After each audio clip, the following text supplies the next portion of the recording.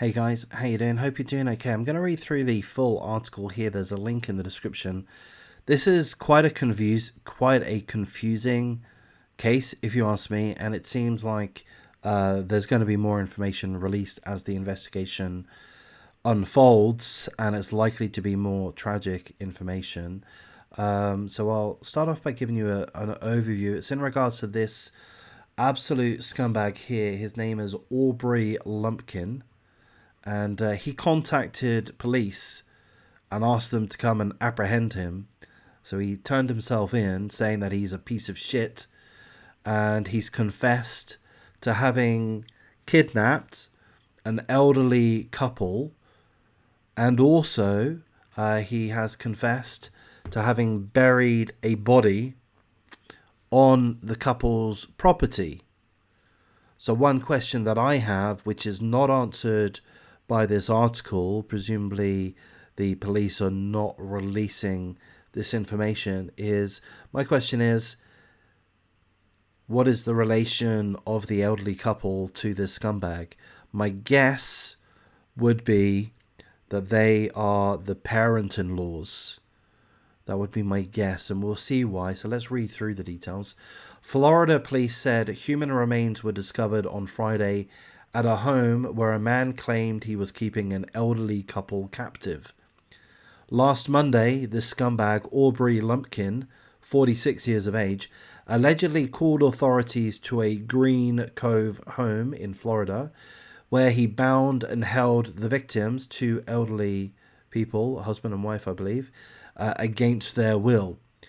Responding police officers found that the two victims were restrained with duct tape, they were malnourished, they were dehydrated, and they were suffering from infections. The scumbag in question said, "I'm a piece of shit." He literally said that in the 911 call, asking for the police to come to the premises to arrest him. Apparently, this piece of shit said, "I need medical attention out here for this elderly couple. I'm turning myself in." So he's kidnapped them. He's responsible for the burying of a body on the property. These are pretty heinous things. I've used the wrong word there. These are very heinous things. But he's turned himself in. So that's peculiar. The couple, who are in their 70s, were tied up in their home. They are believed to have been held captive for at least 2 days. The human remains were reportedly located on the same property as the couple's home. So I'm just going to say my understanding, my guess, I could be wrong, is that this is a large property, or a fairly large property, a fairly large piece of land with at least 2 homes on the land, if I'm understanding this correctly. So I'm just trying to understand this, and the article's not giving us full information, so I'm doing a little bit of guesswork.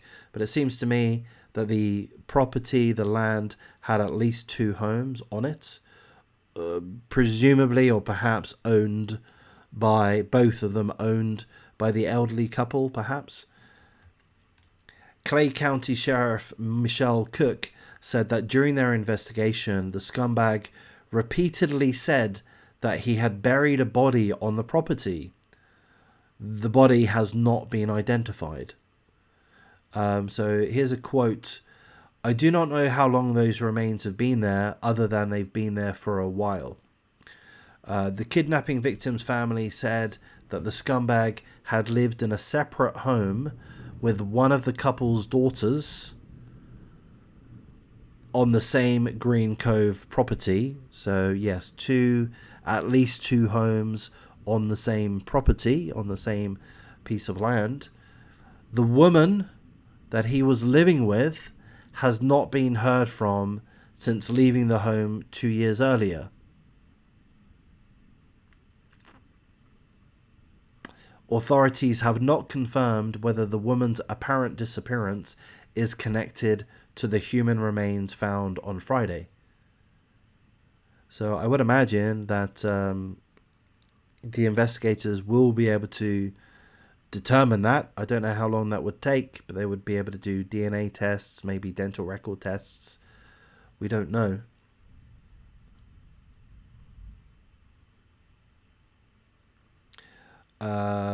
We don't know, but we do know that authorities, the investigators, have found human remains on the property. We know that the scumbag in question has said that they buried a body.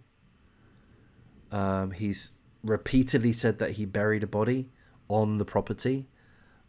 Seemingly, according to this article, as far as I can gather, he hasn't quite admitted to having killed the person whose body he buried, but he's admitted to having buried the body. And we do know that the woman that he was living with, the elderly couple's daughter, he was living with her on a separate home on this same property, in a separate home on this same property. That woman disappeared 2 years ago. So, my guess, sorry for being a little bit of facetious here, but my guess would be that the human remains will be determined to be that of the woman that disappeared, the woman that he was living with. So I would guess the elderly couple's daughter would be my guess. The scumbag is charged with home invasion robbery, kidnapping, and possession of a firearm by a convicted felon. He remains jailed without bond. Okay, so that's obviously the right thing to do. And that is the full article there. So it is a confusing story for me. We don't have all of the facts, but I'm sure they will come to light. And I think what we're going to find is that he murdered and killed the woman that he was living with, which was the daughter of the elderly couple that he kidnapped and subjected to, ill treatment for at least 2 days. I think that's what we're going to discover during the course of the investigation. If more information is released, I will likely make an updated video. And is it a blessing? I guess it is a blessing. That he turned himself in. What happened? Did he have an epiphany? But he turned himself in. He called the police. He told them that he's a piece of shit. He's told them that he's been kidnapping an elderly couple, that they're in need of medical help. So he did the right thing there, didn't he? Didn't he? I mean, kidnapping them, well, that's obviously not the right thing to do, but ending the kidnapping by calling the police and handing himself in, that's got to be, that's pretty unusual, isn't it? That's pretty unusual. I mean, I don't think we should commend the guy. I don't think. Perhaps we should. I'm not sure. I'm a little confused. He's done a heinous act, but he's allowed it to come to a peaceful end, when I would imagine that the vast majority of situations like this will end in the worst situation possible: murder, suicide. So there's the blessing, that the two elderly people have received the medical treatment that they require. We presume that they're going to be physically fine, we would presume. There's no details in regards to the injuries that they've suffered, other than they were malnourished, dehydrated, and suffering from infections. So no serious harm, I believe. But of course, the mental, the emotional harm would be extensive. And if it is compounded by the discovery that the human remains that have been found on the property is their daughter, that they believe to have been missing, then, they're going to be emotionally, psychologically destroyed, I would imagine, I say with regret. So, of course, full condolences to the elderly couple, to the family, of the person that has seemingly been killed, or the human remains have been found, which might well be the elderly couple's daughter, but perhaps it isn't.